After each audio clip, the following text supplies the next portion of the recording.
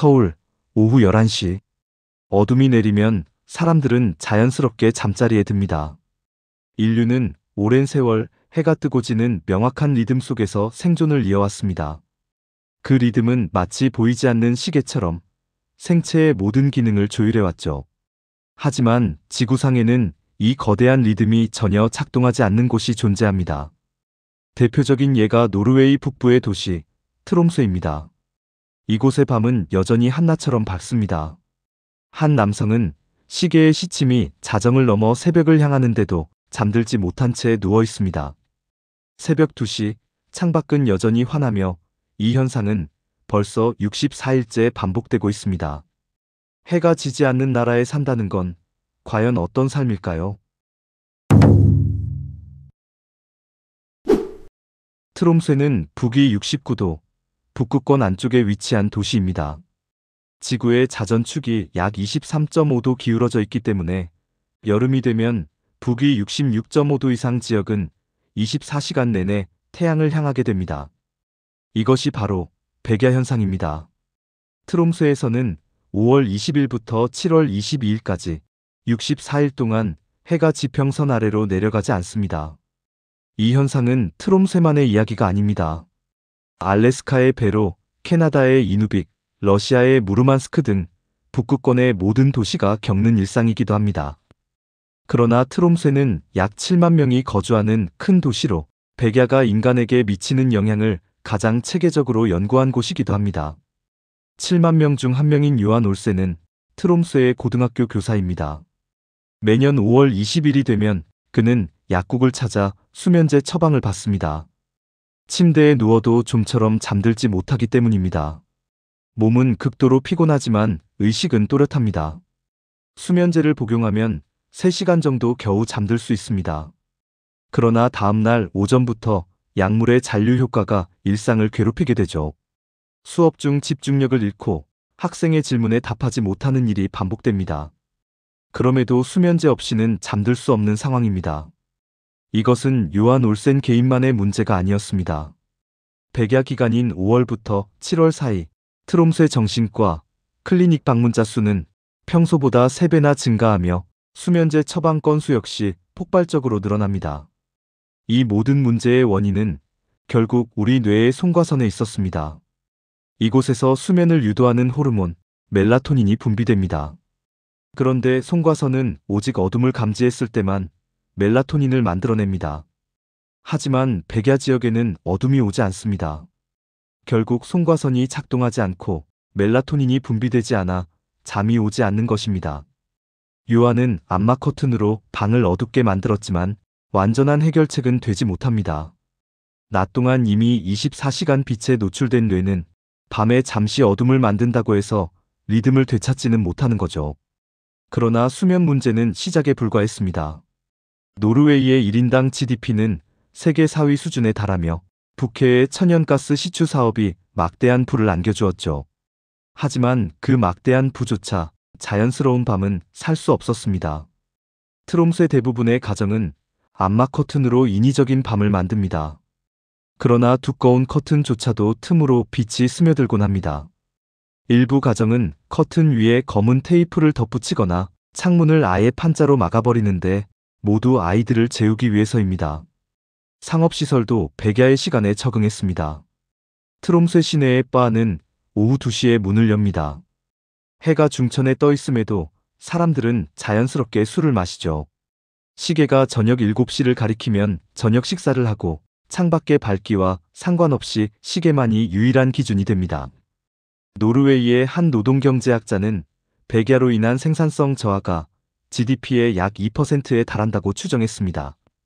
이는 연간 50억 달러에 이르는 막대한 손실입니다. 그런데 한 가지 이상한 점이 발견되는데 대부분의 사람들은 이 고통스러운 땅을 떠나지 않습니다. 백야가 끝나면 잠시 정상적인 낮과 밤이 돌아오지만 그 평화는 오래가지 못합니다. 6개월 후면 해가 뜨지 않는 세상이 찾아오기 때문입니다. 바로 백야의 정반대 현상, 극야입니다. 지구가 태양의 반대편으로 기울면서 햇빛이 트롬소에 도달하지 못하는 시기이죠. 무려 64일 동안 완전한 어둠이 이어지는 것입니다. 형태는 정반대지만 고통의 본질은 같습니다.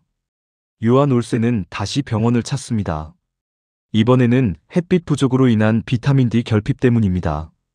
우리의 피부는 햇빛을 받아 비타민 D를 합성합니다. 하지만 극야기간에는 그럴 수 없습니다. 비타민 D 수치가 급격히 떨어지며 뼈가 약해지고 면역 기능이 저하됩니다. 무엇보다 심각한 문제는 우울증이기도 합니다. 노르웨이의 보건당국은 극야 기간 동안 모든 주민에게 비타민 D 보충제를 무료로 배급합니다. 하지만 약물로도 막기 어려운 증상이 있습니다. 계절성 정서장애 SAD로 극야 지역의 SAD 발병률은 세계 평균의 4배에 달합니다. 무기력, 집중력 저하, 식욕 변화와 더불어 다시 수면 패턴의 붕괴가 이어지죠. 트롬스의 정신과병원 환자들은 이렇게 말합니다. 마치 끝없는 터널 속에 갇힌 것 같다. 그래서 트롬스의 사람들은 이번에는 인공적으로 해를 만들기 시작합니다. 라이트 테라피 램프라 불리는 장치가 각 가정의 거실 한가운데에 놓입니다. 이 인공 태양은 직장, 학교, 심지어 카페에도 설치되어 있습니다. 점심시간이 되면 사람들은 창가로 몰립니다. 하지만 그들이 바라보는 것은 창밖 풍경이 아니라 창가에 설치된 대형 라이트 패널입니다. 자연의 빛을 기계로 대체한 삶. 백야 기간에는 잠을 쫓기 위해 애쓰고 극야 기간에는 필사적으로 빛을 찾습니다. 이곳 사람들이 진짜로 그리워하는 것은 백야도 극야도 아닙니다. 그들이 갈망하는 것은 단 하나, 해가 뜨고 지는 자연스러운 시간입니다. 그런 시간이 허락되는 날은 1년 중 고작 8개월뿐입니다. 하지만 이 비정상이 파괴한 것은 개인의 수면과 정신 건강만이 아니었습니다. 트롬세 지역의 이혼율은 노르웨이 평균보다 23% 높습니다. 가장 많이 언급되는 이혼 사유는 수면 불일치입니다. 같은 침대에 눕지만 같은 시간에 잠들지 못하기 때문입니다. 부부간의 대화가 줄고 친밀감은 서서히 무너지는 것이죠. 트롬스의 이혼 전문 변호사들은 백야 기간이 끝난 직후인 매년 8월에 가장 바쁜 시기를 보냅니다.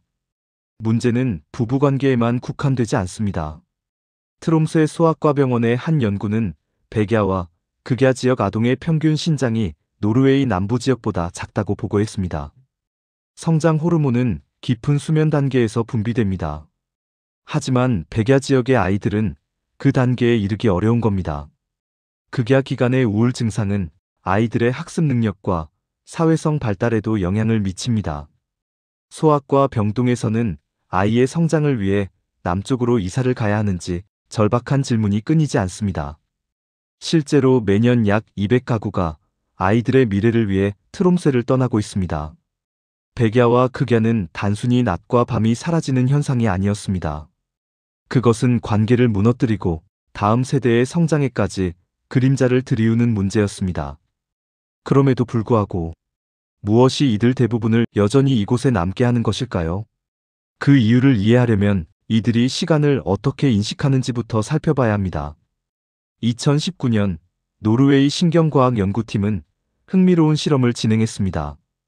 A그룹은 정상적인 낮과 밤이 있는 환경에 B그룹은 백야를 재현한 환경에 배치했습니다. 이후 연구진은 피험자들의 시계를 거두고 현재 시각을 추측하게 했습니다.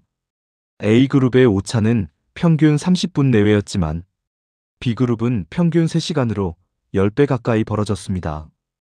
일부 피험자는 오전 10시를 오후 4시로 착각했고 저녁 8시를 정오로 인식하기도 했습니다. 우리는 시계로 시간을 읽지만 태양의 위치로 시간을 느낍니다. 시계가 숫자라면 태양은 감각이라고 할 수 있습니다. 아침에 비스듬한 햇살, 정오의 수직빛, 저녁에 기울어진 광선. 그 빛의 각도를 통해 우리는 하루의 흐름을 체감합니다. 하지만 백야 지역에서는 이 감각이 작동하지 않습니다. 트롬세 사람들이 약속 시간을 자주 혼동하는 이유이죠. 조금 있다가라는 표현의 기준도 달라집니다. 한국에서 30분을 의미하는 조금이 이곳에서는 3시간이 될 수도 있습니다. 어제와 오늘, 내일의 경계가 희미해집니다. 노르웨이 주민들은 밤이 없으니 하루가 끝나지 않는 느낌이라고 말했습니다. 시간 감각의 붕괴는 단순한 불편을 넘어섭니다. 트롬스의 응급실 통계에 따르면 백야 기간의 약물과다 복용사고는 평소의 2배로 증가했습니다. 환자들은 약 복용 여부를 기억하지 못한다고 호소합니다. 이처럼 시간 감각이 무너지면 생명마저 위험해질 수 있지만 트롬스의 주민의 85%는 이곳에서 태어났기에 대부분은 떠나지 않습니다. 가족과 직장, 그리고 삶의 터전이 모두 이곳에 있습니다. 그들에게 트롬스는 단순한 도시가 아니라 고향입니다. 1년 중 4개월이 비정상이지만 나머지 8개월은 정상적인 낮과 밤이 존재하기 때문이죠. 그 8개월은 세계 어느 곳보다 아름답다고 그들은 말합니다. 북극광이 하늘을 수놓고 피오르의 수면이 고요히 빛나는 순간들. 그 시간은 이들이 이곳을 떠나지 못하는 이유이기도 합니다. 그러나 현지인들은 익숙해진 것과 괜찮아진 것은 다르다고 단호하게 말합니다. 1년의 3분의 1을 비정상으로 살아가는 것은 적응이 아니라 견디는 일에 가깝다는 것이죠. 그럼에도 그들은 이곳에 남습니다. 서울, 오후 6시 30분. 해가 지는 풍경을 바라보며 사람들은 자연스럽게 저녁을 감각합니다. 이 감각은 학습된 것이 아닙니다. 450만 년 전 인류의 조상이 직립보행을 시작한 이래 해가 뜨면 활동하고 해가 지면 쉰다는 리듬 속에서 살아왔습니다. 백야 지역 사람들이 겪는 근본적 고통의 이유도 여기에 있죠. 트롬스의 사람들에게 다른 나라 사람들이 가장 부러울 때가 언제인지 물었습니다. 대부분의 답은 SNS에서 일몰 사진을 볼 때나 드라마의 저녁 장면을 볼 때였습니다. 그들이 부러워하는 것은 화려한 석양이나 낭만적인 밤하늘이 아닙니다. 내일 해가 뜰 것이라는 확신, 그리고 오늘 해가 질 것이라는 안도감입니다. 해가 지는 것을 당연하게 여기는 삶이 어쩌면 우리에게 허락된 가장 큰 사치일지도 모릅니다.